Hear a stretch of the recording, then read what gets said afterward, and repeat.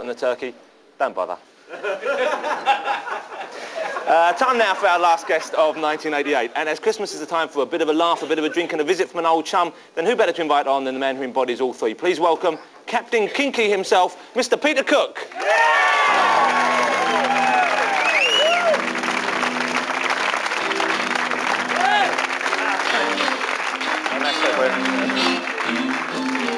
We have to do it. You have to pull it. Oh, yes. Oh, I got it. You have to read. I got it for once. Okay, this Now then, I hope it's good. We'll get this out of the way now then. My mother's watching, you know. I was told I was going to be on first, and so we had all this filth before me. And no, it's getting filth. on, and she's watching. I'm sorry, Mum. Not Phil, Peter. My girlfriend's one of twins. How can you tell them apart? Her brother's got a beard. Christ, mate. I think that's it's one of Bert Elton's gags, isn't it? That's very good indeed. Very good. Now, Peter, I make no secret of the fact I'm a big fan of yours. Right, make no secret of it. And I'm always a bit intrigued as to how you actually survive, because you don't actually seem to be working on a regular basis. And I wonder what you actually do with yourself. Well, I'm not from a working class family. Independent wealth and blackmail. And I also publish a specialist magazine, which is mail order only. That's to do with shoes. John buys it a lot. Yes, I believe he does, yeah. But if you charge a lot for a magazine, about 12 quid, 4 photographs, and it's perfectly legal, you make a bundle. And you only need to sell like 10 copies, don't you? That's what it is. 3, yeah. High heel monthly, I believe that is. What about... No, nothing like that. Specialist, I said. Only orthopaedic shoes then? Well, I won't go into Let's move on from this, Peter, I think. What about Private Eye? Because I know you're still a shareholder in Private Eye? Yeah, I just come from the 4-day Private Eye party. It's quite a do. The creme de la creme are there. And it's doing very well, 10 quid a year subscription. And You're obsessed with prices tonight, aren't you? Well, yes. What about, are you involved with it still? Do you write anything for the magazine? Yeah, I write jokes for them. I don't tell any stories at all. I don't do any of the truthful parts of it. I just do jokes. Just the gags, just the gags. Just the gags, the funny gags, all the gags and all that kind of stuff. That's what I Russians there and do every week.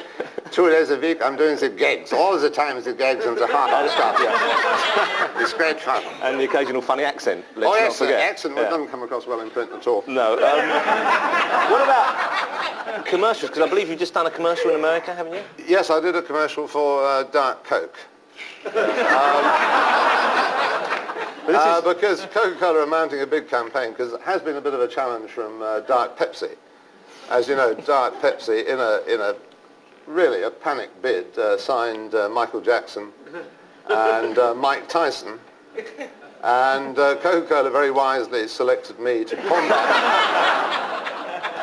combat this threat. And you've seen what's happened to Mike Tyson, and I wouldn't be at all surprised if you don't see young Jacko in a punch-up with a Disney tree. Yeah. Isn't he got a beautiful bottom, that boy? Michael? Really, yeah. No, Tyson. Tyson, once he's lost the weight, I mean, he is terrific. It's a beautiful rear. A beautiful rear. It is. But let me ask you the way. All Bruno has to do is to drag up. I mean, Tyson has had such a bad time with women. Don't you think if Frank did his Juliet again and got in the ring? I mean, Tyson wouldn't know what, wouldn't lay a glove on him. No, he wouldn't. Let me ask you, you put on a lot of weight, I think, since last I saw you. Is this a deliberate move? Is it because it's cold this time of year? Yes, I'm getting up to strength for the before photograph. I did the after one last year. So there's more advertising then? More advertising, yes. I'm involved with that nice young guy who used to go out with Sam Fox, the Bailin tea man. And he's a sweetheart. He's a kind-hearted individual now. Very nice, yes, on the Gold Coast he lives. And where would Esther Ransom be without him? Exactly. Where would Esther be? Where would Jeremy Beadle? I've got a friend who looks just like Jeremy Beadle when he's disguised. You poor soul. You know that awful false beard that Jeremy Beadle puts on? Yeah. Well, one of my neighbours looks like Jeremy Beadle in a false beard. And whenever he goes out, people rush up to him and pull at his real beard. So I know you, Jeremy. Pull. Dreadful. Have you noticed the way Beadle cuts his beard to try and disguise his vast double chin? There's a kind of thin line. As though it's been drawn on from there down to there. Have you noticed that? Yes, but it's a very good programme. Did you see the Go Lightlies? I saw the Go Lightlies. They're kind of slightly, perhaps, overweight. I don't know. A fattest joke. It was. Three very large people came in and ordered a bed and sat on the beds and they all collapsed. It's my idea of humour. Well, you watch a lot of TV. I know that for a fact. Yeah, don't give anything. I got Lucky Ladders on video for Christmas. Which is a fine show. It's very good. I got the Christmas special videoed. Yeah. I had a terrible time last year because somebody gave me a pirate tape of the Queen's speech. In advance? In advance, and so there was no surprise. It was out like Star Wars because she records on Thursday. And somebody, it's really dreadful. I was just looking forward to that speech so much, and somebody said, she's wearing blue this year. Oh no, it ruins it. Sure enough she was. If they give the ending away like that, it's absolutely outrageous. Yeah. But you don't make that many appearances on TV, sadly.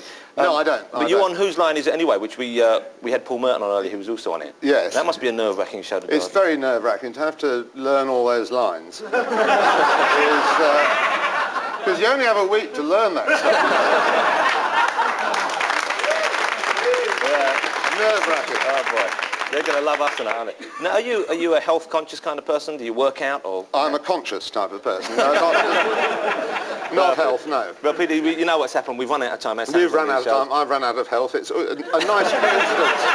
It's been a pleasure having you on, ladies and gentlemen, Mr. Peter Cook.